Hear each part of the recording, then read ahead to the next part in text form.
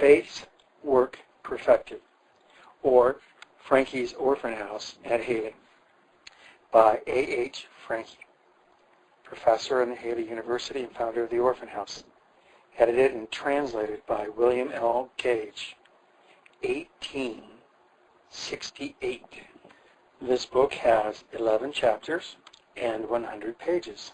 Faith's Work Perfected, or Francke's Orphan House at Haley. Editor's Introduction.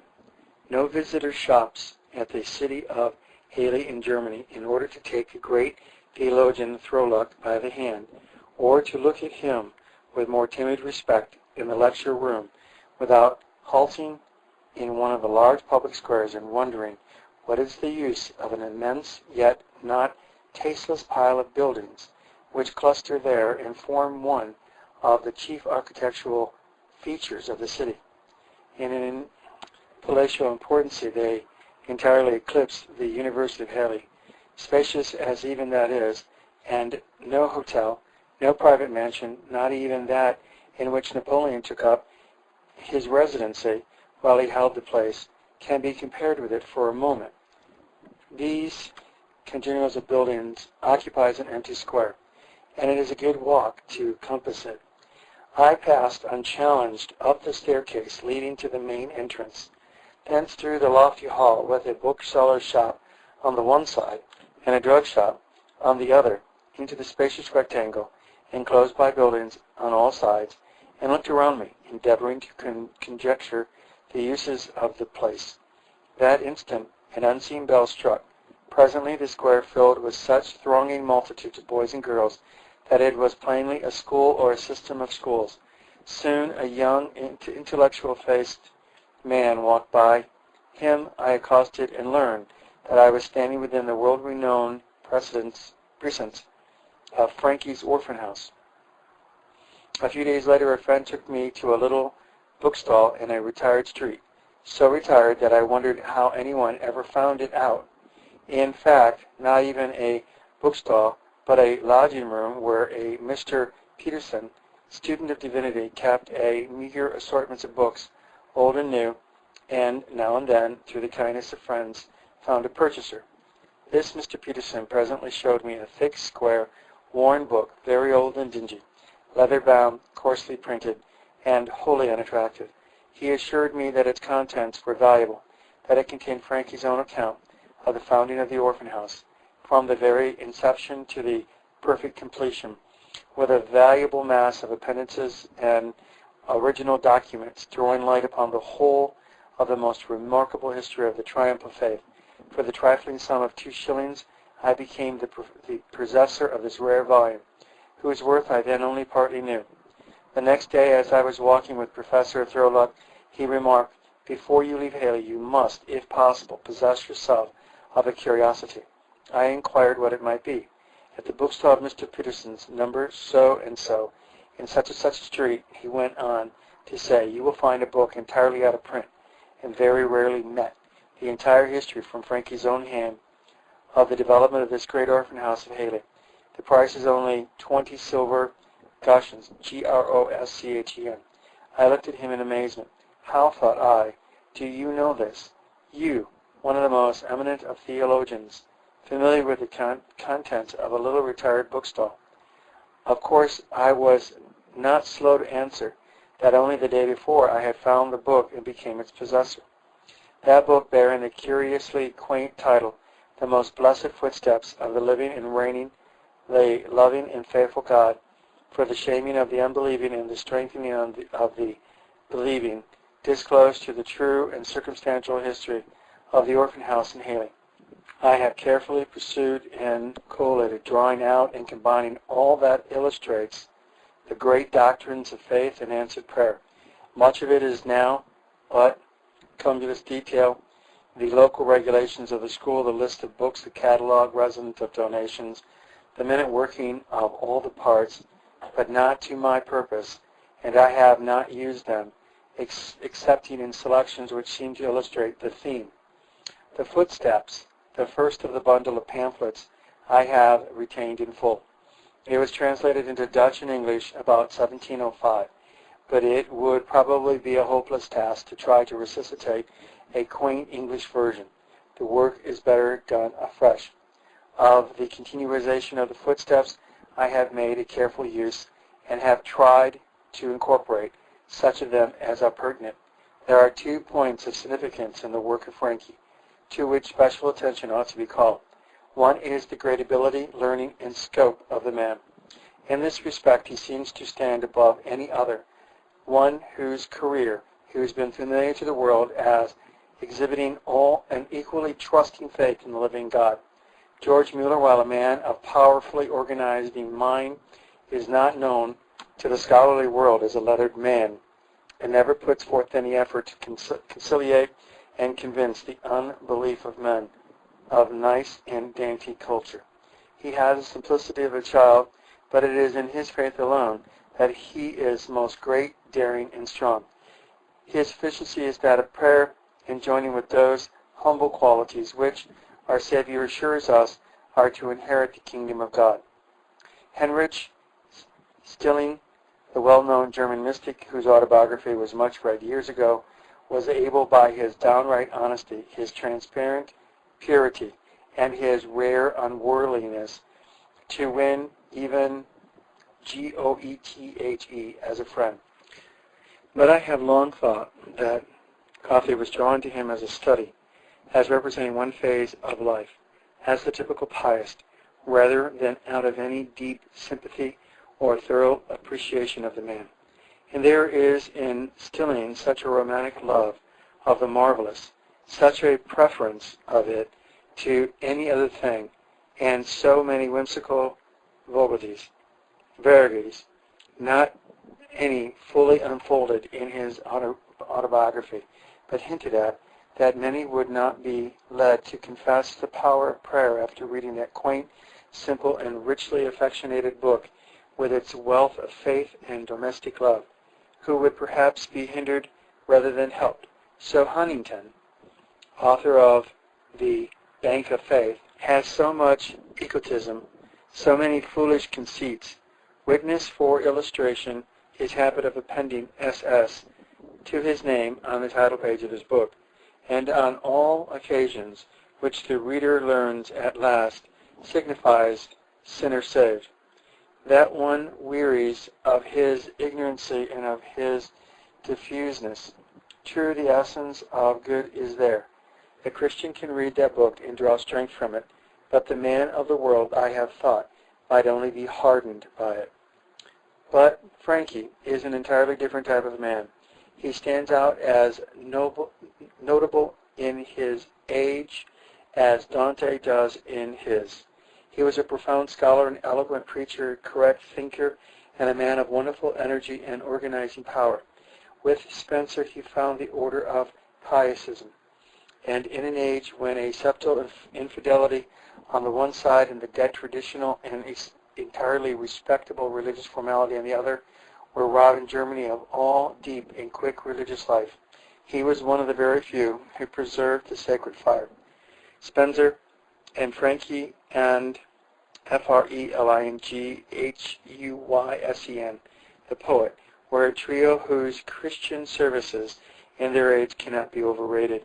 Anyone who reads the admirable resume of Francke's life, which is contained in HERZOG''S invaluable encyclopedia, will discover that great as was the founding of the orphan house, it was but a fragment of his life work. And in going over the footsteps, the reader will not discern one trait of weakness. The style is simple and direct, but utterly free from conceit and folly. Francke wins upon the reader as a wise and energetic man, wonderfully supported by his faith, wonderfully answered in his prayer, but uniting the childlike soul with a large power of influencing men, a comprehensive insight into character and great sagacity and scope of understanding. Carlyle caricatured him in his Risbal Zigzag History of Frederick the Great, Volume 2, page 18, and multitudes have accepted the lightning-like sketch as a faithful portrait. Did English readers, writes this remorseless pen, ever hear of Francke? Let them make a momentary acquaintance with this famous German saint. August Hermann Francke, a Lübeck man, born 1663, professor of theology, of Hebrew, lecturer on the Bible, a wandering, persecuted, pious man, founder of the Pietism, a kind of German Methodists, who are still a famed sect in that country, and of the Waisenhaus at Halle Grand Orphan House, built by charitable beggings of Francke, which also still subsist, a reverend gentleman, very mournful of, age now 64, and for the present at Berlin, discoursing of things eternal in what Wilhelmina thinks a very lugubrious manner, well, but surely in a very serious manner. The shadows of death are almost round this poor Francke, and in a few weeks more he had himself departed. But here Wilhelmina, what account she gives of his own and the young Grenadier major's behavior on these mournful occasions. The king had fallen into one of the hypochondriacs and had Francke and the Halle Methodists giving ghostly counsel. His Majesty ceased to have the newspapers read at dinner and listened to Francke's exhortations instead. Here Wilhelmina, His Majesty, began to become valetudinary, and the hypochondria which tormented him rendered his humor very melancholy. Monsignor Francke, the famous pious founder of the orphan house at Halle University, contributed not a little to exaggerate the latter evil. This reverend gentleman entertained the king by raising scruples of conscience about the most innocent matters. He condemned all pleasures, damnable all of them, he said, even hunting and music. You were to speak of nothing but the word of God only. All other conversation was forbidden. It was always he that carried on the improving talk at table, where he did the office of reader, as if it had been a refectory of monks. The king had us treated to a sermon every afternoon. His valet de chambre gave out a psalm which we all sang. In a word, this dog of a Francke led us all the life of a set of monks of La Trappe. The reader may give what credence he will to this account. I find no further proof of its accuracy than what every giddy, frivolous girl like Wilhelmina finds harsh and hard in a sedate, elderly clergyman, and what the vigilant Carlyle finds in almost every Christian. Francke was an earnest, serious man, looking at life as a weighty thing, cheerful, hopeful, and happy, nowhere showing a sour, morbid spirit, and looked up to by even his opponents as a man of great talents and a pillar in the land. Another point is the magnitude of the work which he accomplished. I speak now of the orphan house, but that was enough for any man's monument. With a capital of only 14 shillings, and trusting in the living God, willingness to answer the prayer of faith, and believing in the fact that he does answer the prayer of faith, he dared to begin that great undertaking, and was safely carried through it, and in a very few years saw it the foremost educational institution in Germany, and the most extensive ELEEMOSYNARY asylum in the world. Before his death, he witnessed over 2,000 children sheltered at once within its walls and all its departments: the orphans' home, the theological seminary, the normal school, the publishing, the bookselling, the apocryphas departments, the library, the establishment for widows, poor students in the university, the poor of the suburbs of Halle, and for strolling beggars, in full and successful operations. It has changed but little from that time to this. The ample funds in possession of which he was able to leave the orphan house have still increased, and when I was in Halle, there were nearly 4,000 children taught there. A corps of almost 200 teachers were maintained, many living within the building, while the various appointments, the dining rooms, the reading rooms, the school rooms, hospital, the library, the offices, and gymnasium were all that were needed for the accommodation of such a host. I will not go here into any recital of the history of the institution. This Professor Francke has fully done in the footsteps. He takes the reader through the first stage when money was counted in pence and halfpence up to the last when the house was in receipt of a princely sum every year, £4,000 coming in from a single source. Carlyle has said this was the result of charitable beggings. It was not. Francke appealed to no man for money. The King of Prussia did, indeed, after the institution was recognized as a power, grant a license to take collection for it in the parish churches of the kingdom. But the cost and the trouble were so great that it was soon abandoned and indirectly led to pecuniary loss rather than gain.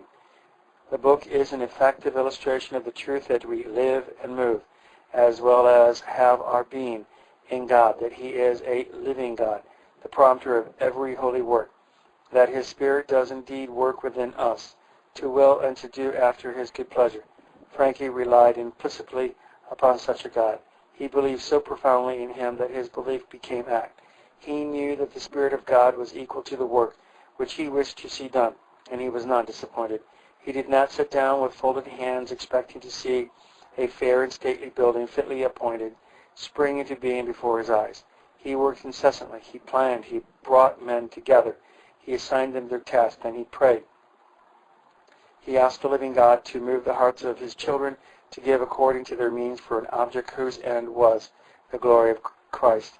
Had God left him Himself without a witness, this prayer had been in vain.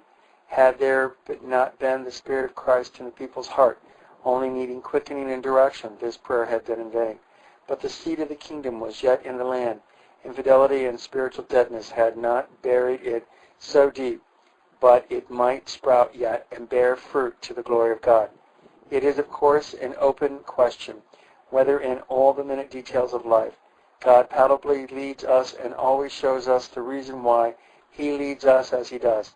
And I think there is no advantage gained to Christianity in commencing on unanswered prayer with too close an appearance of intimacy with the divine counsels respecting our lives. The faith of some may be strengthened, but the unbelief of others may be hardened by it. But in such a work as this, as well as in that part of George Mueller's life which relates to his career as pastor in Teignmouth and Bristol, there is the evident work of the Spirit of God on the hearts of men, manifested in that normal method of diffusion beneficence which only seeks a worthy Christian object on which to bestow its gifts.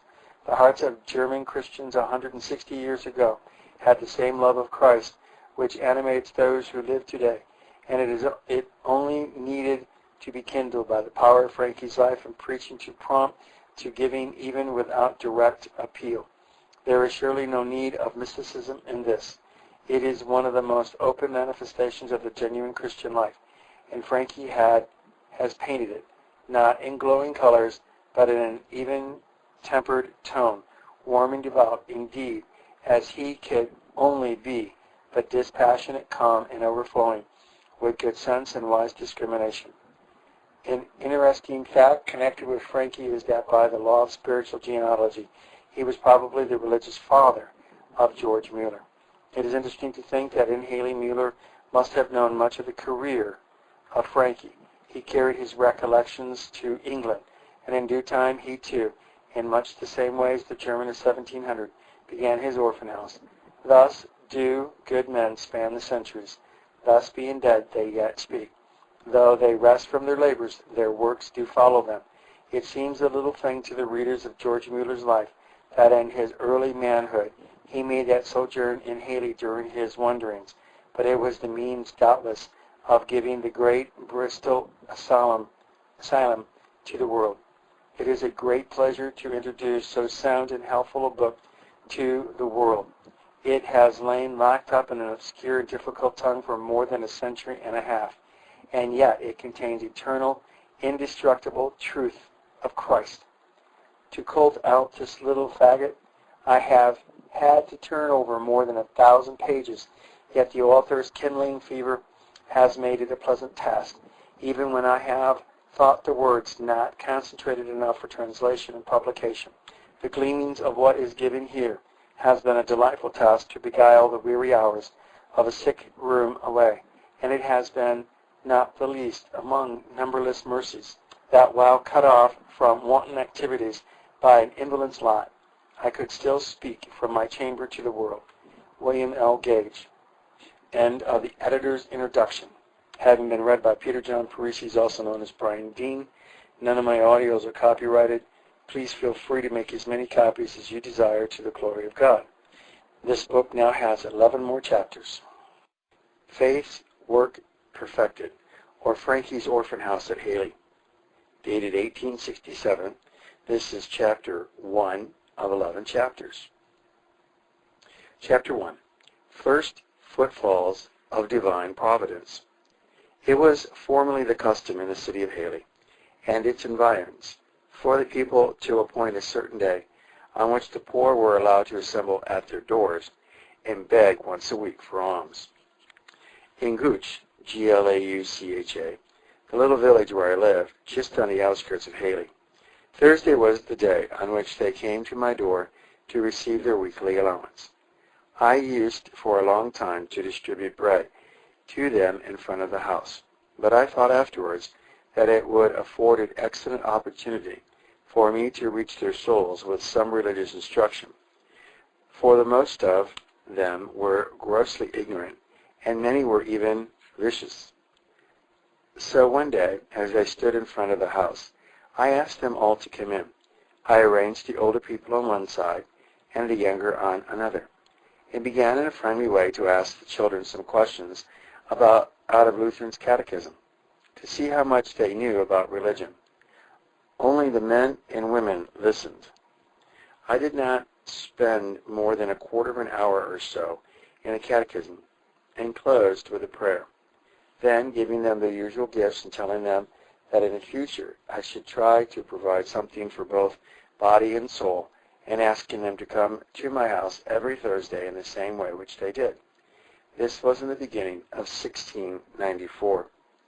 When I discovered the excessive ignorance of these poor people and found it hard to get an entering wedge to their minds for the first principles of Christianity, I was for a long time very much troubled to know how I could make any impression upon them.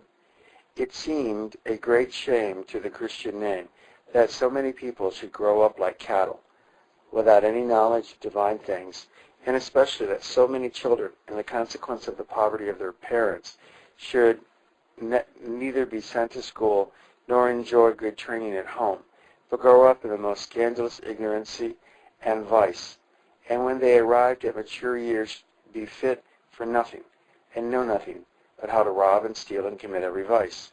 The attempt to send children to school, giving them the money to pay their weekly tuition, did not succeed, for it was found that they asked for the money indeed, but they either did not go to school at all, or if they did go, they did not display the slightest tracts of it afterwards.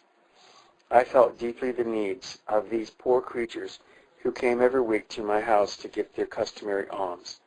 After a time, I bought a contribution box, and Christian students of the University of Haley and other pious people used to carry it around for me, and sometimes I collected 18 pence a week for the benefit of the poor. Still, this did not last long. The box used to come in very light, and it seemed as though it hardly paid the trouble of carrying it around. Everybody assured me of their heartiest good wishes, but the poor did not contribute because they could not, and the rich did not contribute because they would not, and it was painful to see the shifts which some were put to, who pretended to be great lovers of the kingdom of God, but who refused to help me and my cause.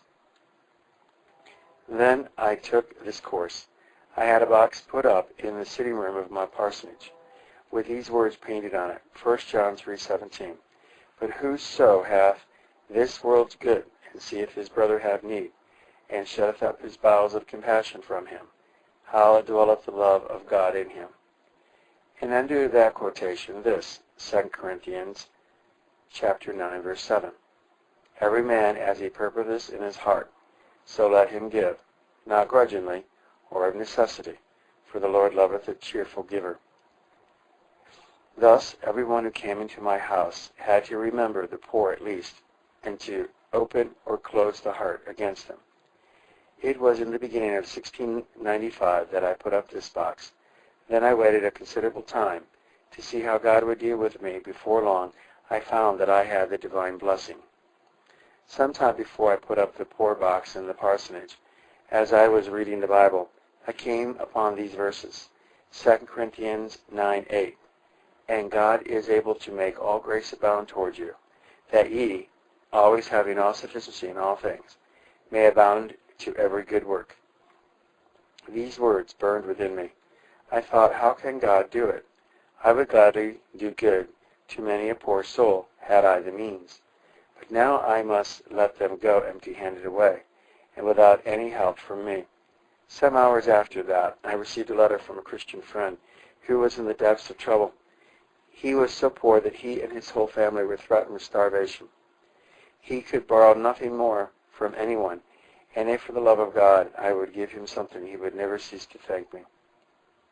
I remembered what I had just read before, and was more troubled than ever to know what to do. I wept and I prayed, and at last I determined, without holding counsel with man, to deal in a Christian way with my friend in his hour of extremity. I caused my purpose into immediate act, and during that year I gave to him 20 pounds, and rescued his family from the depths of poverty. This was an excellent proof how God could make me abound to every good work. And I could not omit giving this little incident to show the method in which God has blessed me from the beginning, and heartened me, and led me in the times of darkness. About a quarter of a year after I had put up the box in my house, a person dropped in the sum of 14 shillings. When I came to take it out and counted it over in my hand, there were 7 two-shilling pieces. I exclaimed with joy and assurance of faith, here is a goodly capital to work with. I must do a great work with this. I will found a school for the poor with it. I took no counsel with flesh and blood, but went on in faith and bought 6 shillings worth of books. I then engaged a poor student to instruct the children 2 hours daily. I promised to give him 9 pence a week for his trouble, with full hope that when the crown or 2 which I had left should be spent, God would open a way to provide me with more. The beggar children took the boys' books joyfully enough, but out of the 27 books which were distributed among them, only 4 ever made their second appearance. The children sold the others, and then remained away out of shame. Still I did not allow this to discourage me, but with the 2 shillings which were left, I bought more books, which the children always had, to leave behind when school was done. After some weeks I made a desk, whence the books were always taken in the morning, and where they were laid away at night, as I believe is now the custom in all poor schools. At Easter, 1695, this school of mine began with thus slender outfit. For those 14 shillings are the real base and the first capital on which not only the school for the poor was founded, but from which rose the great orphan asylum itself. End of chapter 1, having been read by Peter John Parisi, also known as Brian Dean.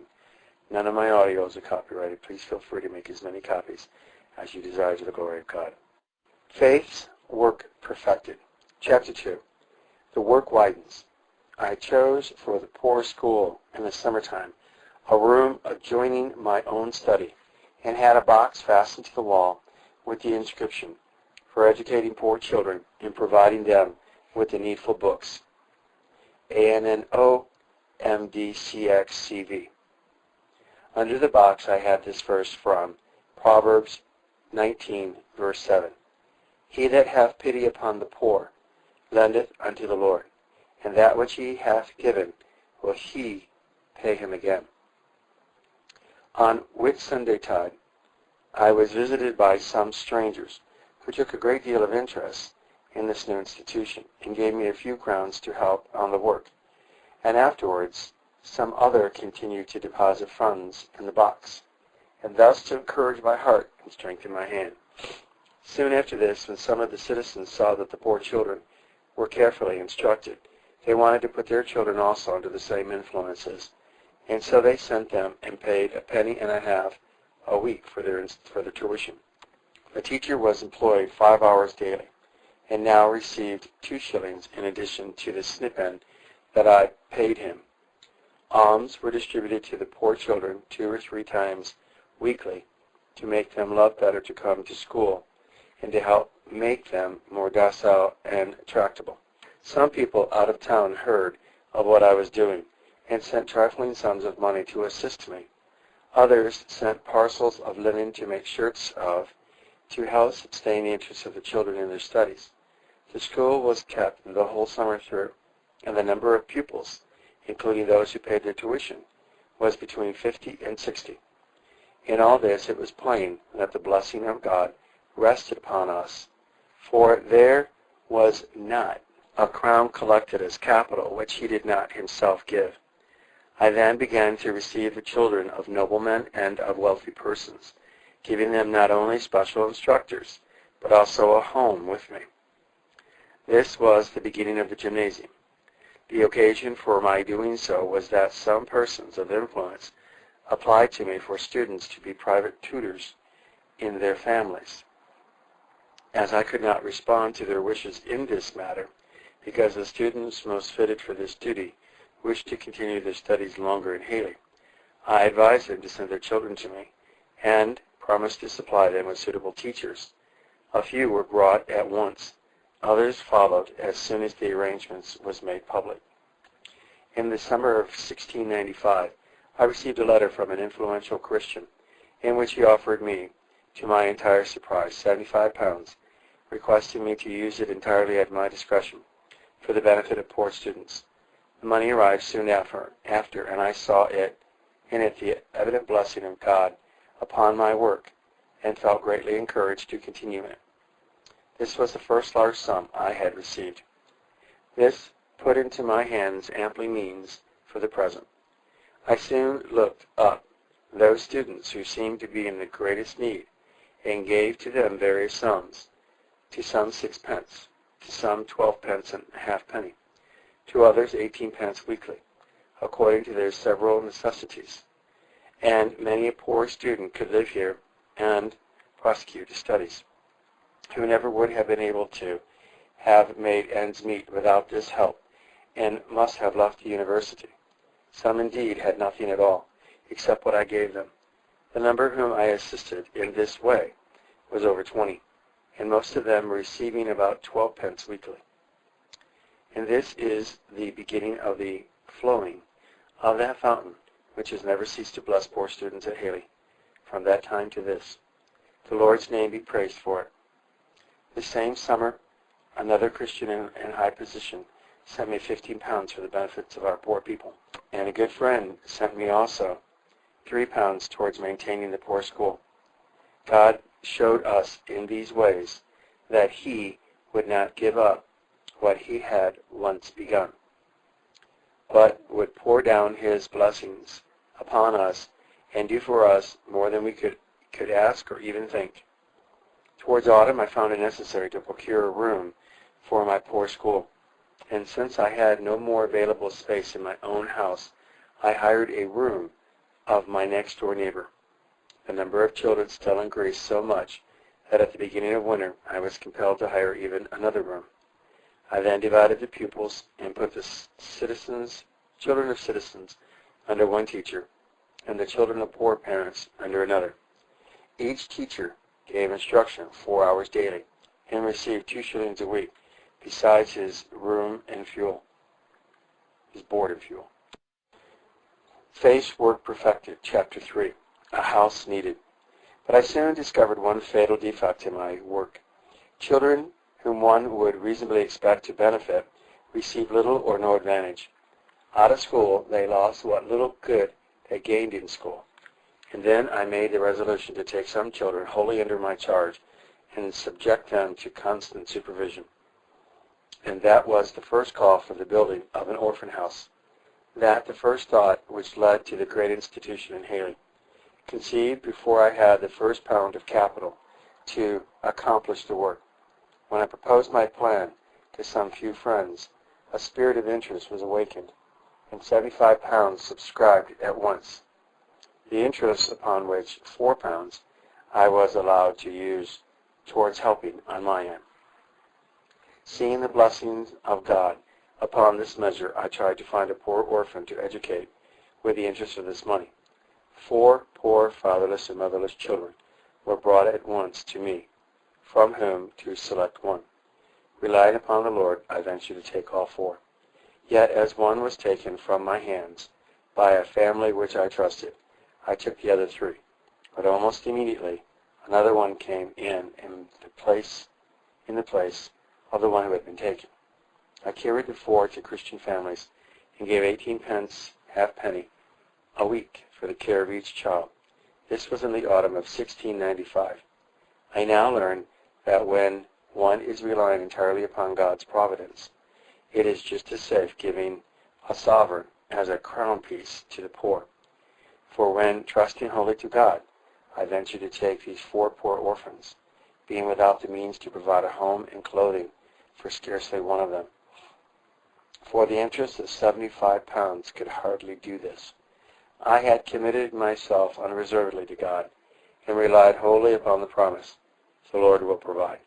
So the orphan house of Haley was begun without reference at all to capital on hand or to the promise of wealthy people to continue what had been begun, but solely in reliance on the providence of the living God. The day after I had taken the 4 orphans spoken of above, 2 more were brought to me. The next day another, 2 days after another, and a week after still another.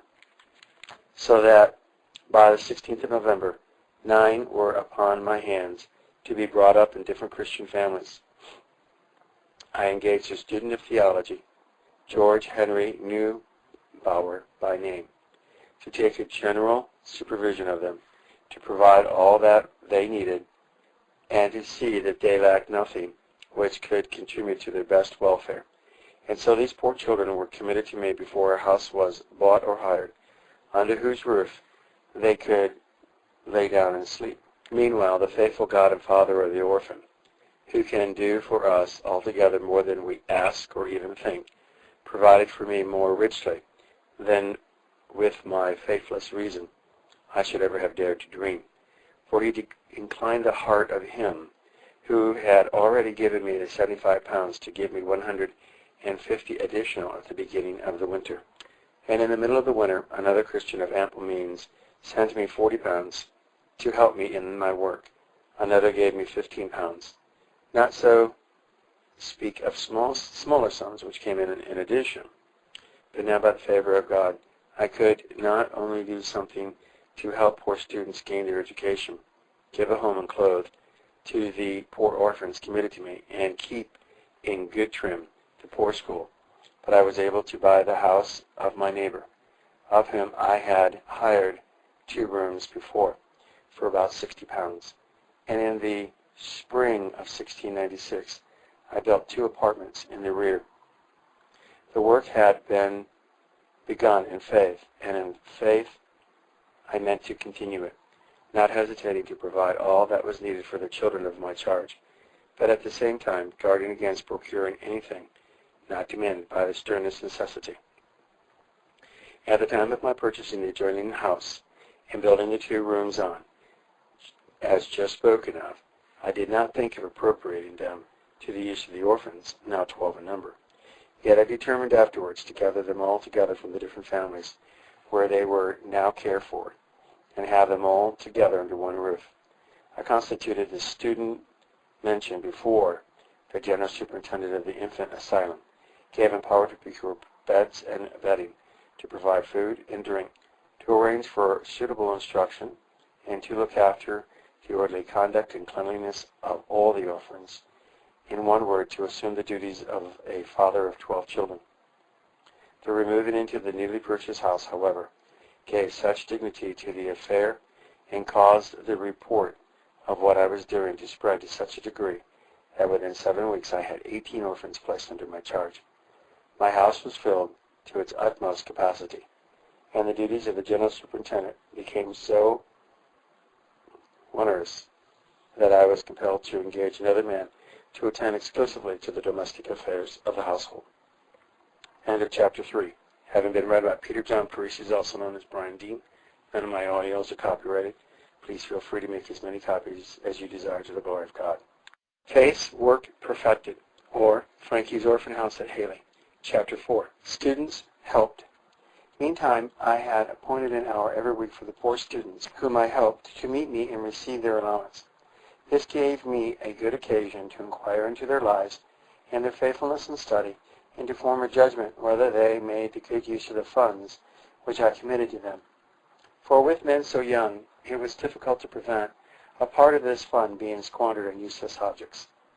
I resolved, therefore, in God's name, to give out money no longer to the poor students, but to provide them with a free table, relying on that providence to which I trusted implicitly, to make my way clear of pecuniary straits in so doing.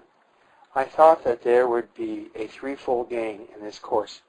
The money spent in this way would go further than it could in any other way, the provisions being purchased in large quantities at a time.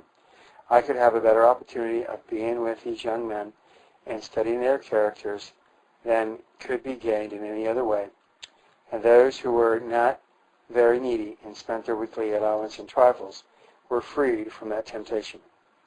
On the 13th of September, 1696, I ventured on this new experiment in trusting the Lord's goodness.